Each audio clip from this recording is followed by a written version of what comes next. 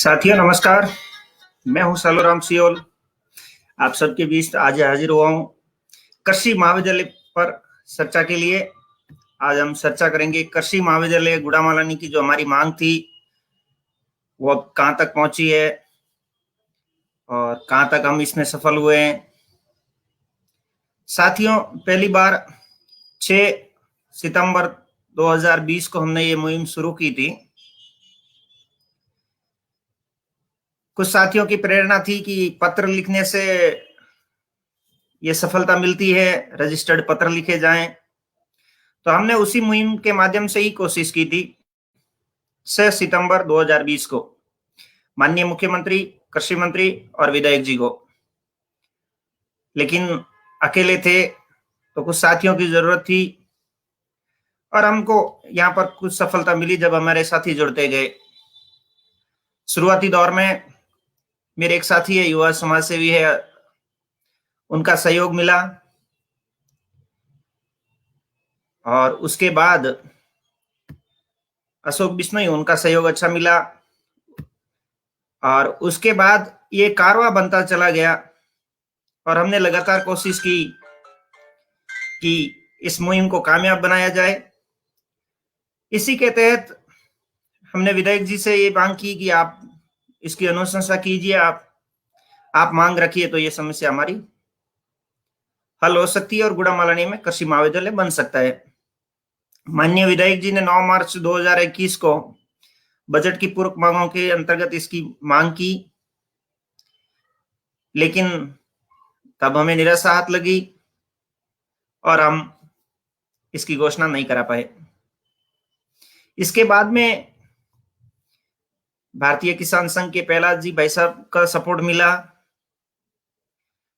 BJP के IT cell से ताजाराम जी गोदारा साहब का है, आरएलपी से ताजाराम जी सियाग है।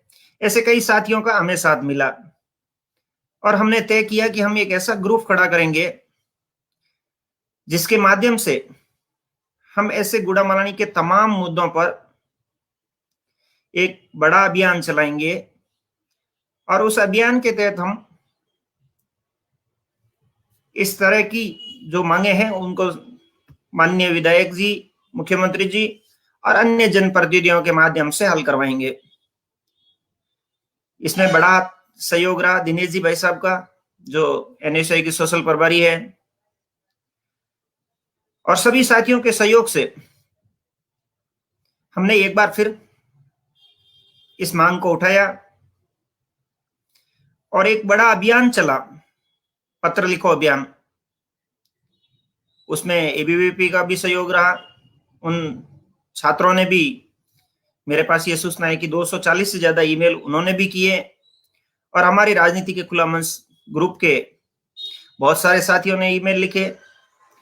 कई जनप्रतिनिधियों ने पर्सनली फोन करके विधायक जी को और अपने अपने स्तर पर उन्होंने भी कोशिश की।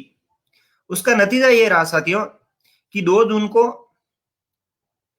विधायक महोदय जी ने एक बार फिर पत्र लिख के मुख्यमंत्री जी से जल्द घोषणा की मांग की है और सूत्रों के हवाले से ये भी खबर है कि जल्द इसकी घोषणा हो सकती है। वैसे हम कृषि महाविद्यालय की मांग क्यों कर रहे हैं, इसका भी एक बड़ा कारण है। बाड़मेर जिले में सबसे बड़ा सिंचित क्षेत्र यदि कोई है तो वो गुड़ामालानी है। गुड़ामालानी के जितना बड़ा सिंचित क्षेत्र बाड़मेर जिले में फिलहाल आसपास कोई नहीं है।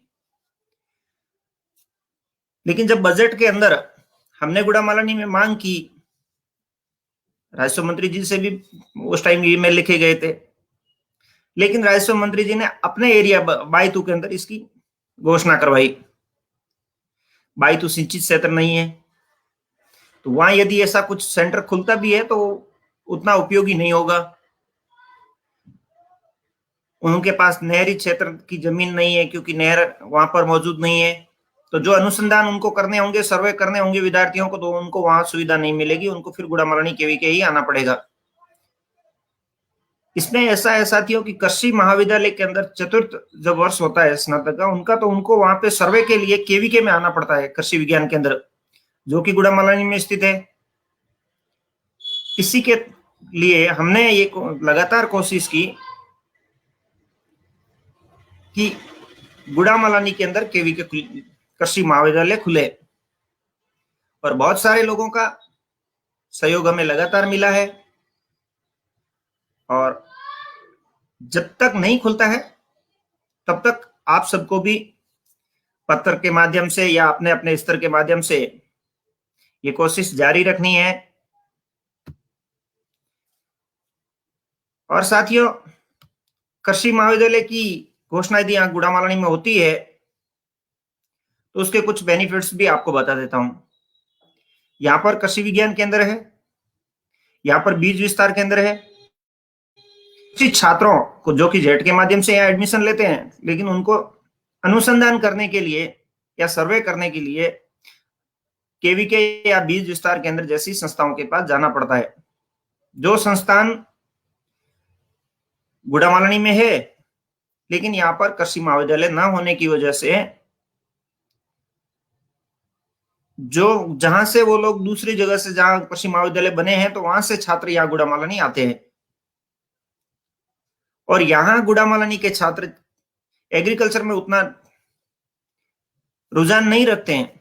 इसका कारण है कि उनको लंबी दूरी के लिए जाना पड़ता है।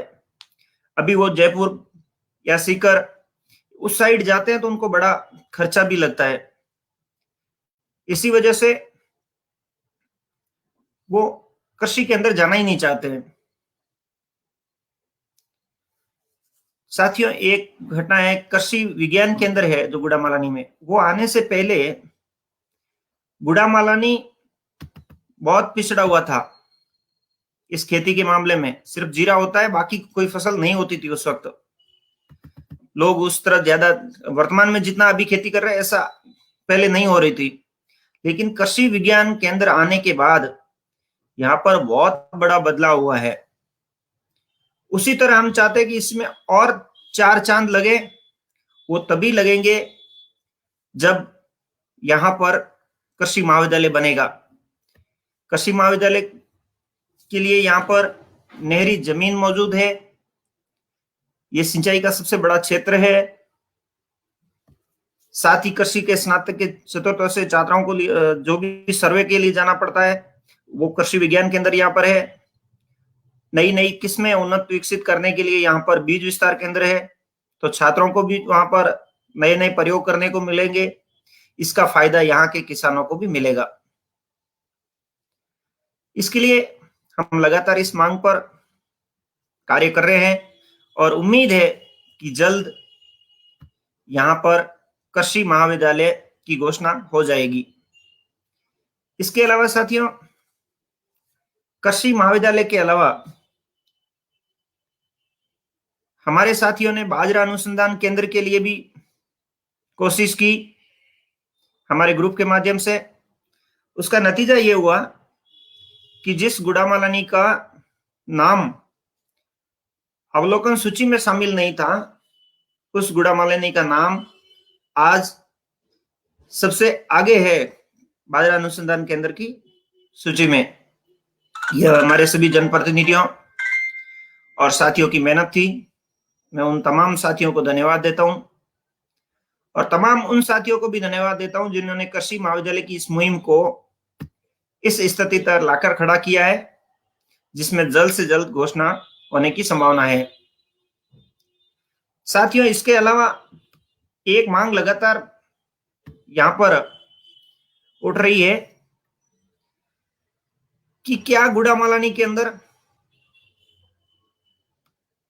स्थानीय विधायक होना चाहिए। ये काफी दिन से ये मांग उठ रही थी। सियासी हलकों के साथ साथ गांव की चौपाल में भी ये चर्चा हो रही है कि स्थानीय विधायक होना चाहिए। तो साथियों, इस पर आप अपनी राय जरूर रखना। आज की लाइव में इतना ही, फिर मिलेंगे। धन्यवाद, राम राम। आप जिन्होंने सभी ने इस कृषि महाविद्यालय की मुहिम में हमारा साथ दिया, आप सबको धन्यवाद। नमस्कार।